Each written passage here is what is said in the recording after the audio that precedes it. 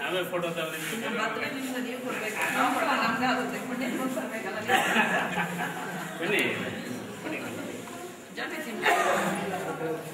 ಬನ್ನಿ ಎಲ್ಲ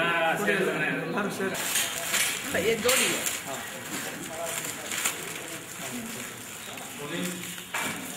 ಮತ್ತೆ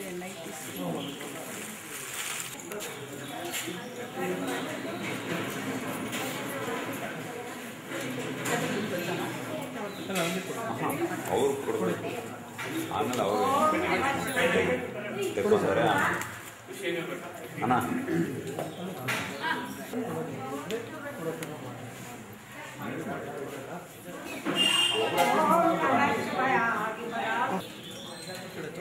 ಈಗ ಲೇಡೀಸ್ ಕೊಡೋಣ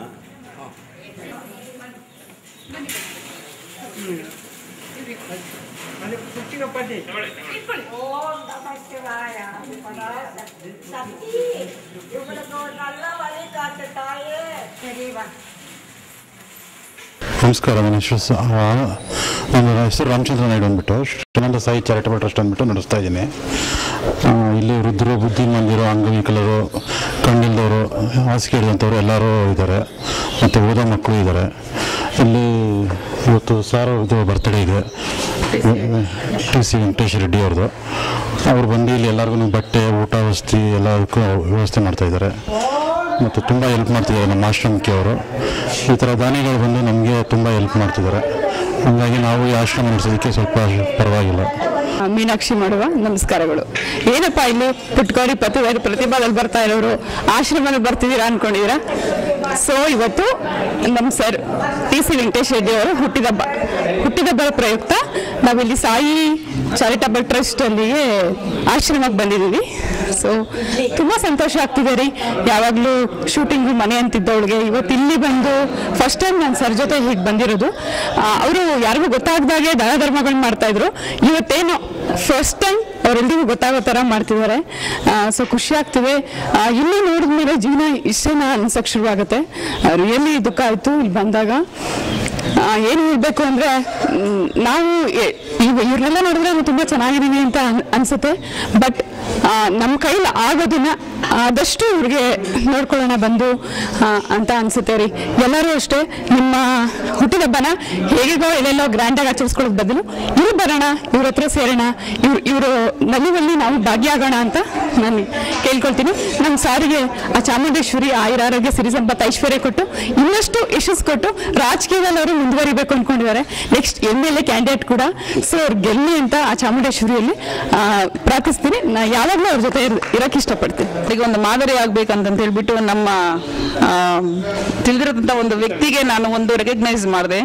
ಇಂಥ ಎಲ್ಲೆಲ್ಲೋ ಹುಟ್ಟುದಬ್ಬ ಆಚರಿಸ್ಕೊಳ್ಳೋ ಬದಲು ಒಂದು ಅನಾಥಾಶ್ರಮದಲ್ಲಿ ಆಚರಿಸ್ಕೊಂಡ್ರೆ ಅದಕ್ಕೆ ಒಂದು ಅಮೂಲ್ಯವಾದ ಒಂದು ವ್ಯಾಲ್ಯುವೇಷನ್ ಬರುತ್ತೆ ಅಂತೇಳಿ ನಾನು ರೆಕಗ್ನೈಸ್ ಮಾಡಿದೆ.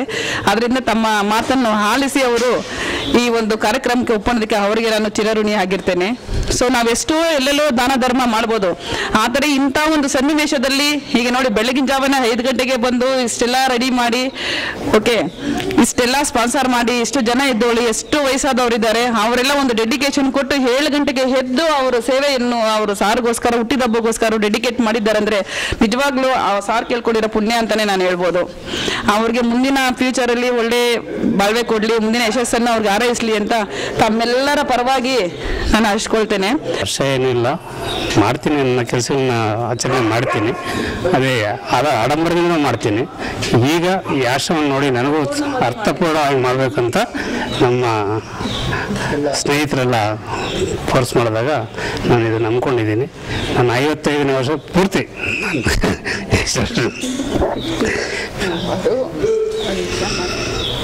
ನಾನು ಮುಂದೆ ರಾಜಕೀಯದಲ್ಲಿ ಹೋಗ್ತೇನೋ ಇಲ್ಲೋ ಗೊತ್ತಿಲ್ಲ. ನಾನು ಹುಟ್ಟಿದಬ್ಬನ ಸರಳವಾಗಿ ಆಚರಿಸ್ಬೇಕು ಅಂತ ಮನಸ್ಫೂರ್ತಿಯಿಂದ ಹರಿಸ್ಕೊಂಡಿದ್ದೆ, ಅದನ್ನು ಪೂರೈಸಿದ್ದೀನಿ. ಈ ಥರ ಆಶ್ರಮದಲ್ಲಿ ನಾನು ಸೆಲೆಬ್ರೇಟ್ ಮಾಡಬೇಕಂತಿದ್ದೀನಿ, ಮಾಡಿದ್ದೀನಿ. ನನ್ನ ಪೂರ್ತಿ ಜೀವನ ಇದೇ ಥರ ಮುಂದುವರ್ಸ್ಕೊಂಡು ಹೋಗ್ತೀನಿ. ಹ್ಯಾಪಿ ಬರ್ತ್ಡೇ ಪಪ್ಪ.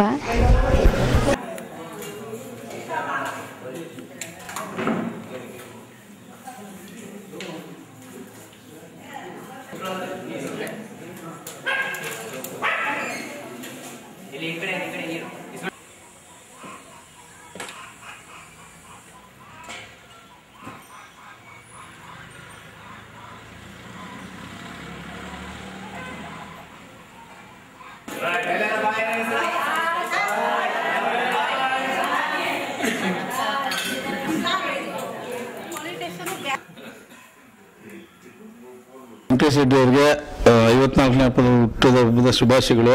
ದೇವರು ಅವ್ರಿಗೆ, ಅವ್ರ ಕುಟುಂಬದವ್ರಿಗೆ ಎಲ್ಲರಿಗೂ ಆರೋಗ್ಯ ಚೆನ್ನಾಗಿ ಕೊಟ್ಟು ಇನ್ನೂ 100 ವರ್ಷ ಹಿಂಗೆ ಸುಖವಾಗಿರಲಿ, ಹೀಗೆ ನಗ್ನಗ್ತಾ ಇರಲಿ.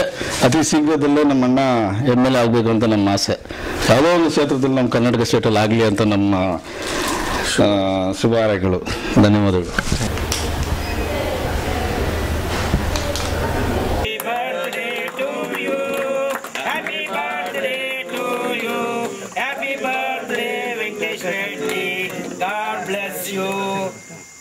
ಮಿಸ್ ಮಾಡೋಣ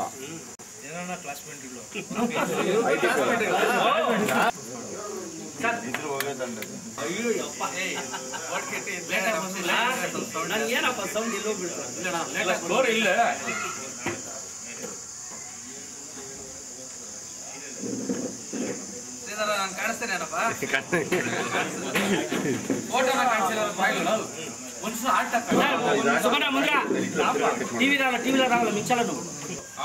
ಆಯುರಾಗ್ಯ ಐಶ್ವರ್ಯ ಎಲ್ಲ ಕೊಟ್ಟು ಅವ್ರಿಗೆ ಕಾಪಾಡಲಿ ಅಂತ ನಾನು ಈ ಸಂದರ್ಭದಲ್ಲಿ ಅವರ ದೇವರಲ್ಲಿ ಪ್ರಾರ್ಥನೆ ಮಾಡ್ತೀನಿ.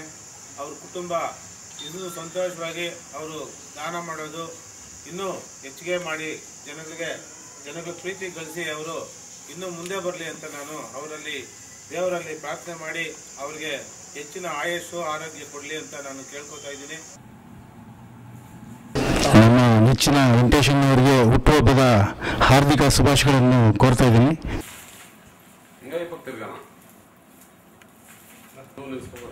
ಆಯ್ತಾ, ಮುಂದೆ MLA ಆಗೋದಕ್ಕೋಸ್ಕರ ಆಯ್ತಾ ನಾನು ಆಶೀರ್ವಾದ ಮಾಡ್ತಾ ಇದ್ದೀನಿ. ದೇವರು ಒಳ್ಳೇದು ಮಾಡಲಿ.